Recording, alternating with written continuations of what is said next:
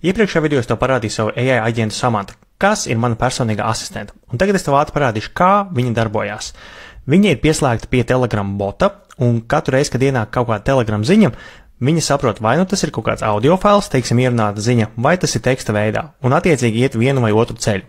Šajā gadījumā es biju rakstījis, un tad iet šo te ceļu, un tad Samanta pastās atmiņā iepriekšējās mūsu sarunas, un sāk izmantot OpenAI, šajā gadījumā ChatGPT, un tad viņa izvēlās vienu no visiem tūļiem, kas viņai ir pieslēgts. Šajā gadījumā viņa izvēlējās Google Task tūli, atrada visus taskus, kas man bija ieplānoti. Manā gadījumā man bija ieplānot vairāki taski, kā iedzert vitamīnus, salabot žogu un filmēt M4 competition. Un pēc tam viņi atzīmē visus šos taskus, apdeitoja, ka viņi ir izdarīti. Ja tev patīk šāds kontents, piesako manam kanālam un arī saglabā šo video, lai tas tev nodara vēlāk.